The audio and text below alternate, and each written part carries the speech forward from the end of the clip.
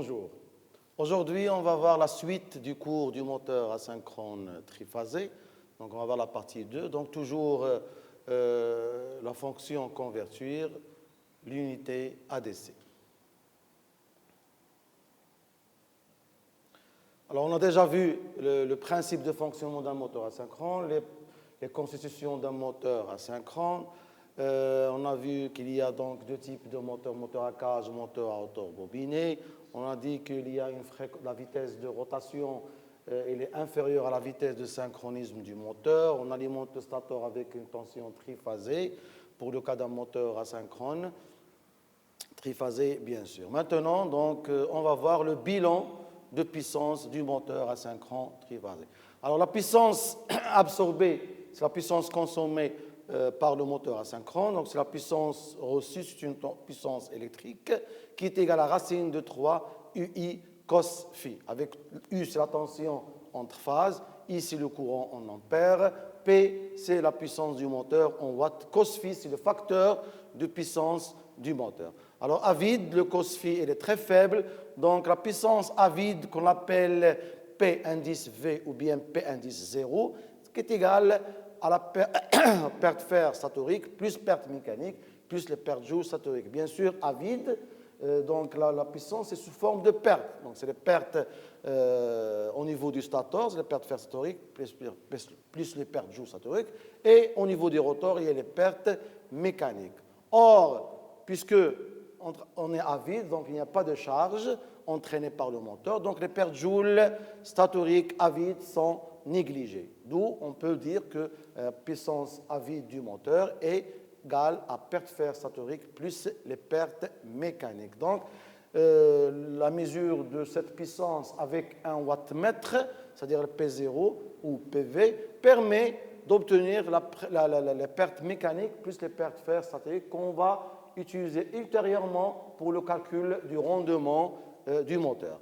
Alors, pour les pertes au stator, donc on dit qu'il y a les pertes joules statoriques et les pertes fer statoriques, alors que les pertes fer dépendent de la valeur efficace de la tension aux bornes des enroulements statoriques et aussi de la fréquence du réseau qui alimente le moteur. Alors, on a vu qu'on peut coupler les enroulements statoriques en étoile ou en triangle, dans le cas d'un couplage étoile.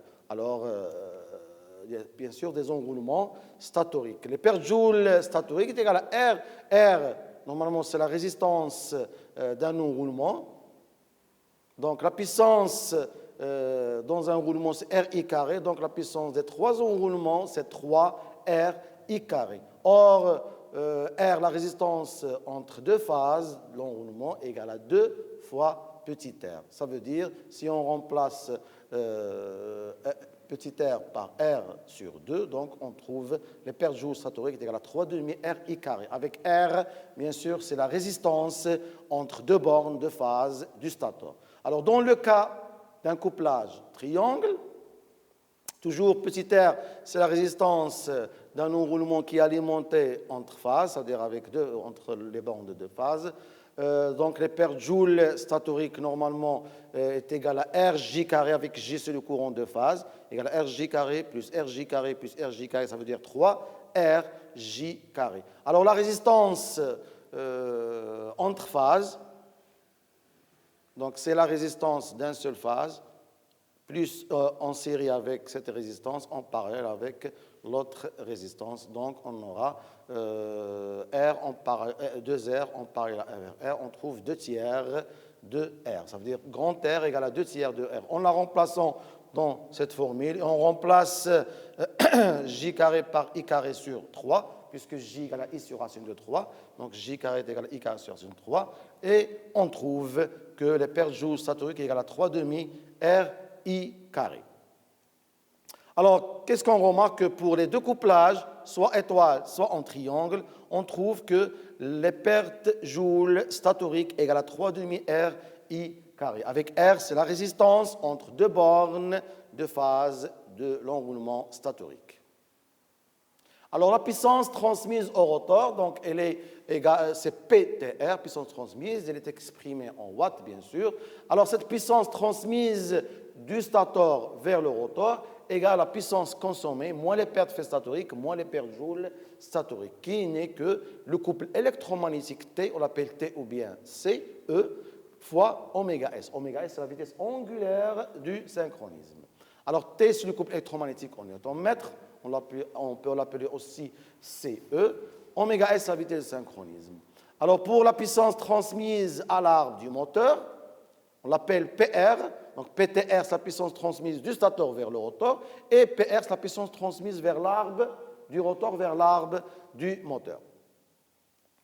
Alors, normalement, la puissance rotorique, égale à le couple fois oméga. Donc le rotor tourne à la vitesse angulaire oméga, qui est égale à 2πn, c'est la vitesse du moteur asynchrone, et développe un couple électromagnétique T. Donc les pertes électriques au niveau du rotor sont les pertes par effet Joule, on l'appelle PJR. Alors PJR égale à le glissement fois la puissance transmise, G fois la puissance transmise. Alors les pertes fer rotoriques sont négligeables, donc on ne parle plus de pertes fer rotoriques, toujours on néglige ces pertes pour le calcul du rendement. Alors pour la puissance utile, égale le couple utile fois oméga. On peut trouver dans des livres ou bien dans des exercices, au lieu de TU, on peut trouver CU. Donc c'est la même chose. Donc PU égale à TU fois oméga, c'est-à-dire c'est le couple utile fois oméga. Alors oméga, puisque la puissance utile, c'est la sortie du moteur, donc oméga, c'est la vitesse angulaire du moteur. C'est la vitesse de rotation, 2πn. Avec n, c'est la vitesse de rotation. Oméga, c'est la vitesse angulaire du rotor. Alors, la perte mécanique, donc, c'est la puissance transmise à l'arbre du moteur PR moins la puissance utile, qui est égale à T oméga moins le couple utile fois oméga. Donc, c'est T moins TU fois oméga. Donc, les pertes mécaniques sont dues au frottement et sont en fonction de la vitesse, bien sûr. Alors, pour le rendement d'un moteur asynchrone, on va utiliser ce qu'on a vu tout à l'heure, donc avec, bien sûr, l'aide de l'arbre de puissance. Alors, normalement, le moteur est alimenté avec un réseau triphasé. La puissance, c'est racine de 3 UI cos phi, c'est une puissance électrique. Donc, au niveau du stator, la puissance transmise, c'est une puissance qui est égale au couple fois la vitesse, le couple électromagnétique fois la vitesse oméga du stator, c'est-à-dire la vitesse angulaire, la vitesse de synchronisme. Et au niveau de rotor, la puissance rotorique est égale à 1 moins G fois la puissance transmise. Et enfin, la puissance utile de sortie, c'est une puissance mécanique qui est égale au couple utile fois la vitesse, bien sûr, angulaire, c'est-à-dire la vitesse angulaire qui est égale à 2πn avec n, c'est la vitesse de rotation du moteur. Alors au niveau de stator, il y a les pertes fer statoriques et les pertes joules statoriques qui est à 3,5 RI carré. Au niveau du rotor, il y a les pertes joules rotoriques, c'est G fois la puissance transmise. Et on y a la sortie, donc on a les pertes mécaniques. Ça veut dire, bien sûr, ici, par exemple, la puissance utile, c'est PR moins perte mécanique. PR, c'est la puissance transmise moins les pertes joules rotoriques.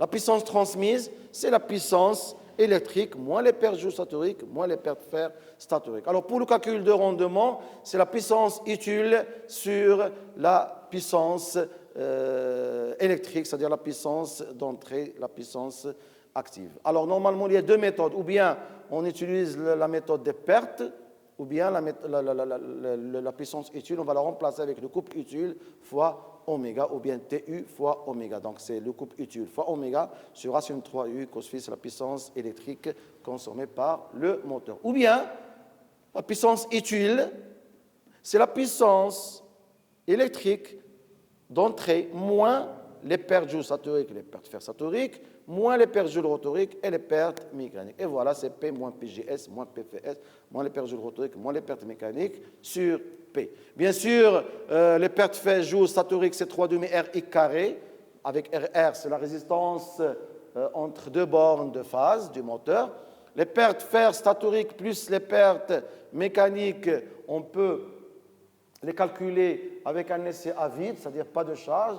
On mesure avec un wattmètre la puissance à vide ce qui est les pertes fer statoriques, plus les pertes mécaniques. Pour les pertes Joule rotoriques, c'est G fois la puissance transmise. C'est-à-dire en calculant le glissement qui est égal à N moins Ns sur Ns, on peut chercher le rendement. Alors, si on néglige les pertes fer et les pertes fer statoriques et les pertes Joule statoriques, ça veut dire la puissance transmise égale la puissance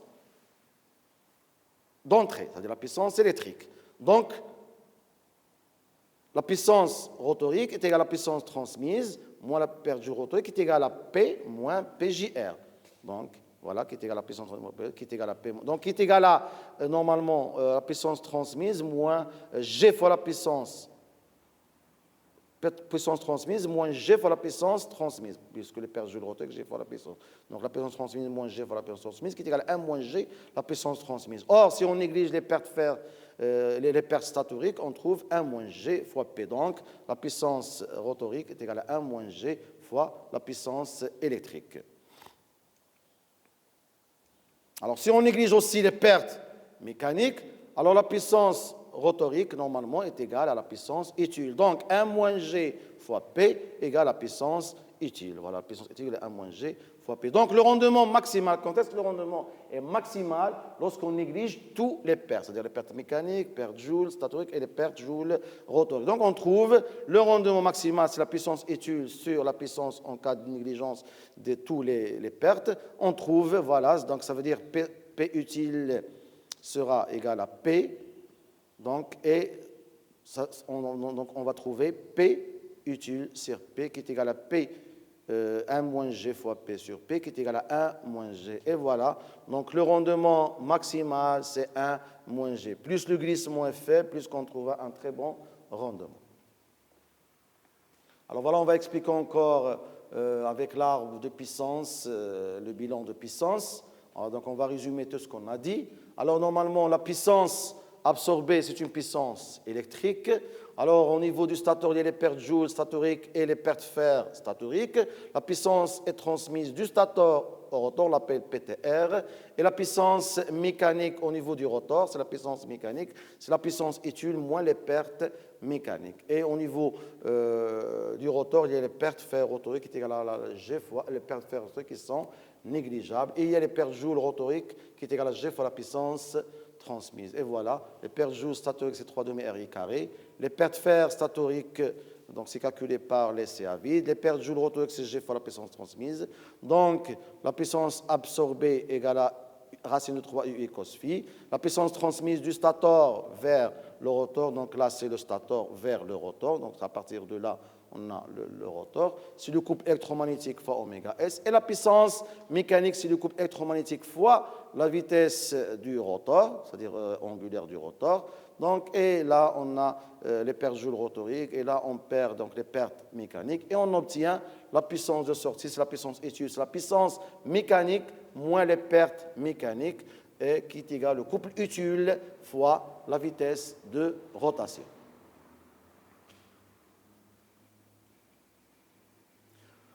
Alors, pour le couple moteur d'un moteur asynchrone triphasé, donc on va voir la caractéristique couple utile en fonction de la vitesse de rotation n, c'est-à-dire la vitesse de rotation. Alors, voilà la courbe du couple utile en fonction de la vitesse. C'est le couple utile. Donc, ce point-là, c'est le couple de démarrage.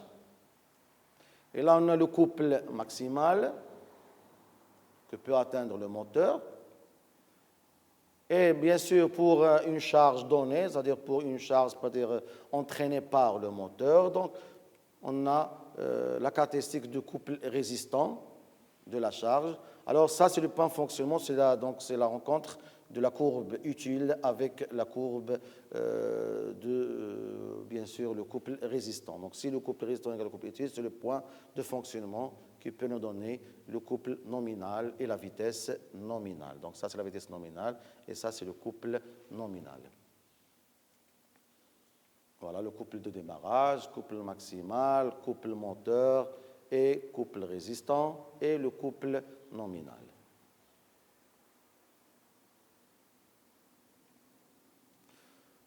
Alors, en fonctionnement établi, pour que le système entraîné par le moteur fonctionne correctement, il faut que le moteur c'est-à-dire il faut que le couple moteur T soit égal au couple résistant. C'est-à-dire le couple moteur égale au couple résistant. Donc, c'est là où on a le point de fonctionnement.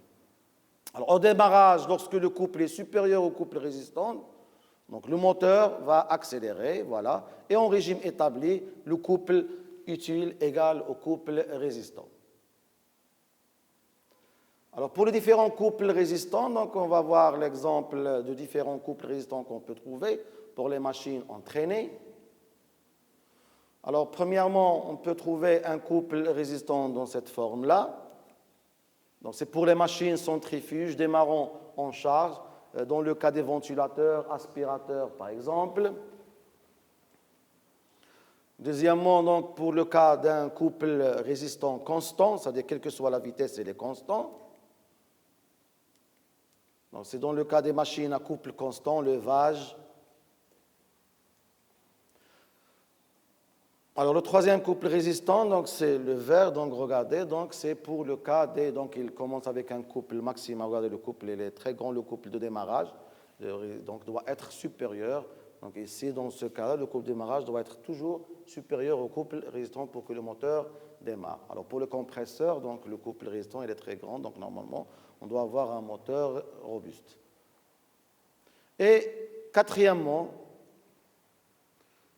alors c'est dans le cas des pompes à hélice, transmission démarrant entièrement à vide, machine utile, machine centrifuge démarrant à vide, cisaille, broyeur par exemple. Alors comme vous voyez ici, donc, au démarrage, donc, le couple résistant il est faible. Donc bien sûr, le couple utile toujours il sera supérieur au couple, le couple utile sera supérieur au couple résistant. Donc on peut démarrer à vide et en charge. On peut démarrer à vide. Alors pour l'intensité absorbée par un moteur à vitesse nominale, elle est relativement constante. Donc d'après la plaque cinétique, on donne un courant pour la tension, bien sûr, par exemple 230, et pour la tension 400 volts, c'est-à-dire si on choisit le couplage étoile ou triangle. Alors au moment du démarrage, l'intensité de démarrage qui s'appelle ID peut être de 3 à 7 fois plus grande qu'en régime normal. Donc ce qui présente bien sûr un problème et une pointe de courant. Donc les constructeurs donnent le rapport ID sur IN. On peut trouver dans la plaque signalétique, ou bien, par exemple, dans le document constructeur, ID sur n égale à 7, ou bien 8, ou bien 6, par exemple. Donc, ça veut dire que le courant démarrage est 7 fois que le courant nominal. Alors, voilà un exemple de document constructeur. C'est le type du moteur, par exemple, LS100L, ici, par exemple, LS250M. Alors, par exemple, pour LS100L, la puissance nominale, c'est 3 kW, la vitesse nominale, 1437, le couple nominal, c'est 20,1 Nm, le courant nominal c'est 400 volts, le cos phi c'est 0,80, le rendement c'est 82,6%, et le rapport ID sur IN, c'est-à-dire courant de démarrage sur le courant nominal, c'est 6, ça veut dire ID égale à 6 fois IN. Et voilà, donc c'est le courant de démarrage qui est égal à ID. Par exemple, pour LS132M, donc le courant nominal c'est 15,2. Alors, avec bien sûr ID sur n égale à 7, donc on peut calculer le courant de démarrage qui est égal à 7 fois IN, qui est égal à 7 fois 15,2. Donc, le courant il est très important au démarrage. Alors, le caractéristique mécanique et le point de fonctionnement, donc le couple utile en fonction de oméga. Alors, voilà donc le point de fonctionnement donc, nous donne le couple nominal et la vitesse nominale. Alors, G égale à NS moins N sur NS, qui est égal à oméga S moins oméga sur oméga S. Alors, pour oméga égale à oméga S, G égale à 0, donc le couple utile aussi égale à 0, donc c'est le fonctionnement à vide. Pour oméga égale à 0, ça veut dire G égale à oméga S sur oméga S qui est égal à 1, donc le glissement est égal à 1, le moment de couple utile égale au couple de démarrage. Donc là, on a oméga égale à 0, donc c'est le couple de démarrage, qui n'est pas nul. Alors, le moteur présente à l'arrêt, lorsque oméga est égal à 0, donc c'est le moteur il est en arrêt, donc on a un couple qui est important. Alors, les solutions générales pour la variation de vitesse, Alors, on va voir la caractéristique externe, couple utile par rapport au couple nominal en fonction de la vitesse pour un moteur asynchrone.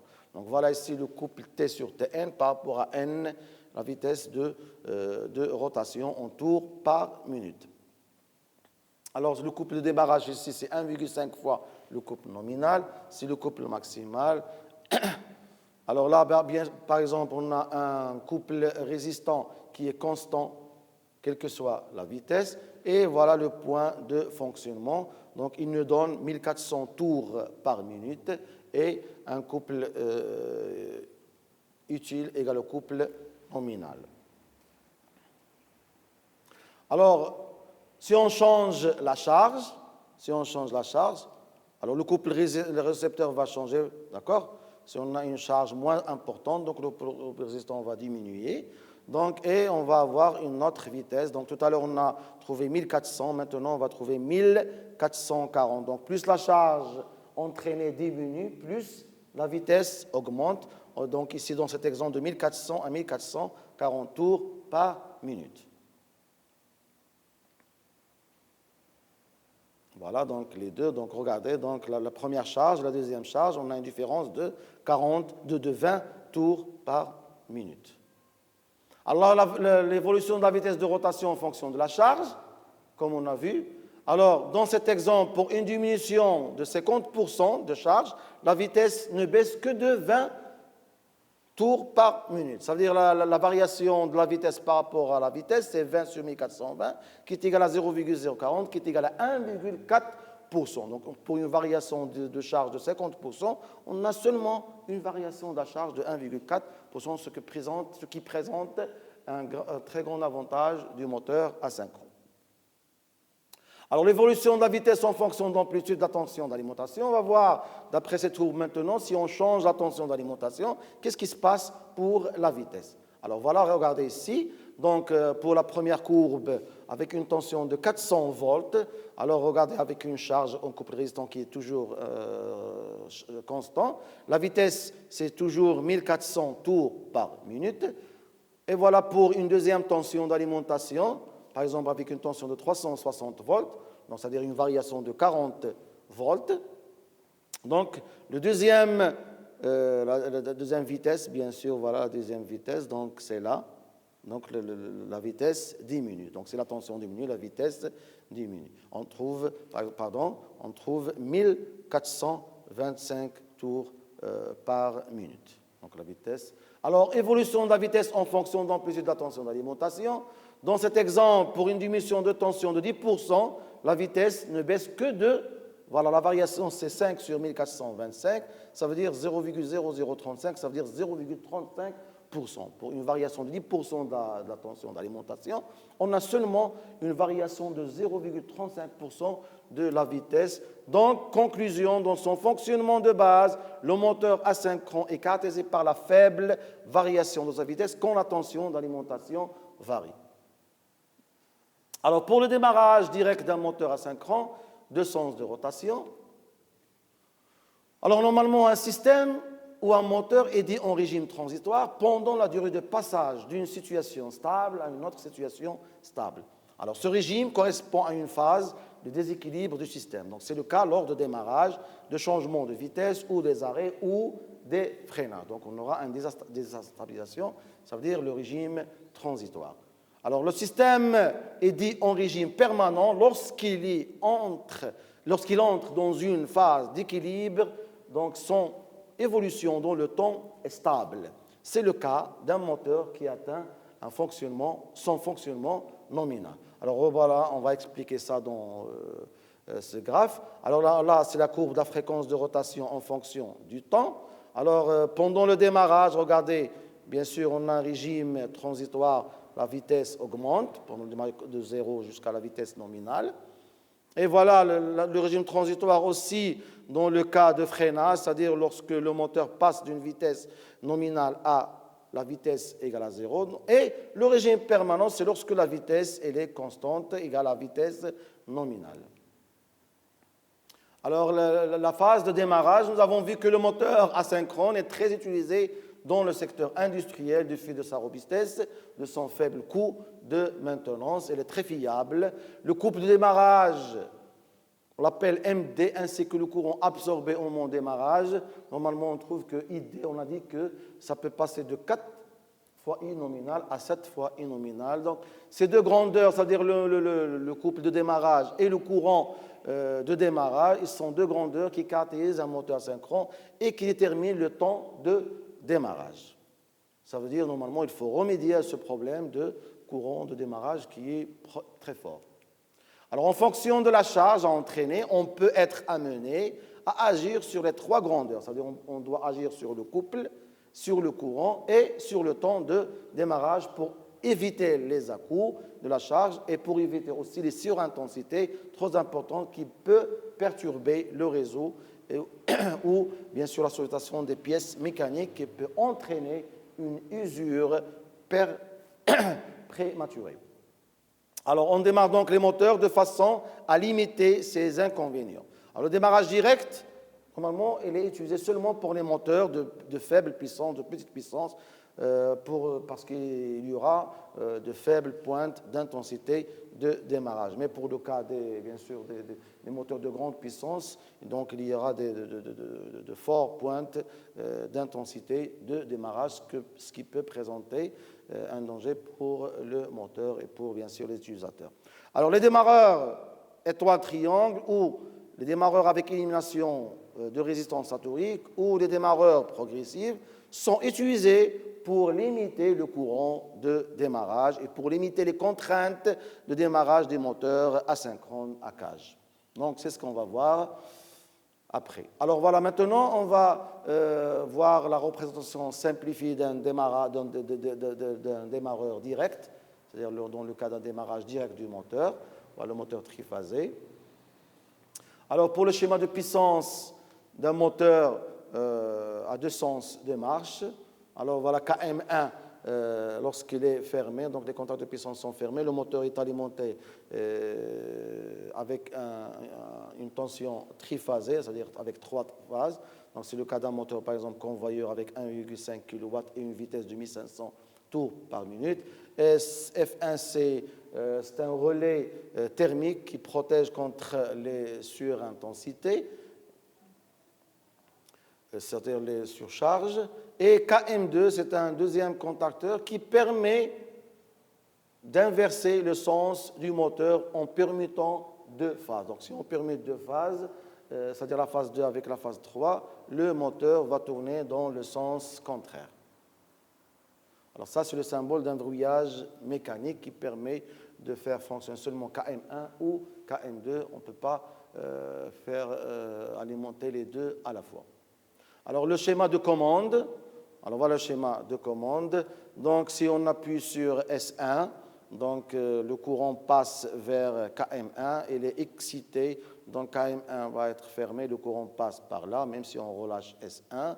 KM1 s'ouvre, donc pour ne pas exciter la bobine KM2, donc, et le moteur avance. Bon, lorsqu'on veut arrêter, on peut appuyer sur S0 et le moteur s'arrête. Alors pour le deuxième sens, c'est-à-dire pour le sens arrière du moteur, si on appuie sur S2, donc le courant va passer vers KM2 et bien sûr lorsque KM2 est excité, le contact auxiliaire est fermé et le courant va passer par là, même si on relâche S2. Puisque KM2 elle est excitée, KM2 va être ouvert permettant un brouillage électrique et le moteur va, donc les contacts principaux du KM2 seront fermés et le moteur tourne avec une vitesse contraire puisque les 2 phases ont été permutées. Alors le diagramme de fonctionnement, bien sûr, l'appui sur le bouton poussoir S1 va entraîner l'alimentation de la bobine du contacteur KM1, voilà. Donc, si on appuie sur S1, donc voilà, KM1 qui va alimenter, c'est le sens avant. Voilà, si on appuie sur S2, donc KM1 va être désexcité et KM2 va être alimenté, donc ce qui permettra de fermer les contacts principaux et le moteur va fonctionner avec la vitesse contraire. Alors, une action sur le bouton poussoir S0 permet d'arrêter le moteur. Bien sûr, le KM2 sera désexcité et KM1 sera, la bobine de KM1 sera aussi désexcitée. Alors donc, le moteur peut fonctionner dans deux sens. Alors, exercice 1, on vous demande d'encadrer sur le schéma ci-dessous la partie puissance représentant un démarrage direct avec inversion de rotation. De quel moteur s'agit-il? Donc, c'est un moteur convoyeur. Donc, ça, c'est la partie puissance. Donc, on a dit que encadrer donc, la partie puissance. Alors, c'est un moteur convoyeur. Alors, deuxièmement, souligner en jaune les organes de commande de ce démarrage direct avec inversion de rotation. Donc, ça veut dire, normalement, les organes de commande, donc c'est ça, donc, et là, donc voilà, c'est en jaune. Ça, c'est pour le sens avant, pour le sens arrière. Donc, ça, bien sûr, c'est là pour la protection. Et H2, H3, ce sont des lampes d'indication pour indiquer là que le moteur est prêt à démarrer. Et H3 pour indiquer qu'il y a un défaut thermique, c'est-à-dire une surcharge. Et merci pour votre attention.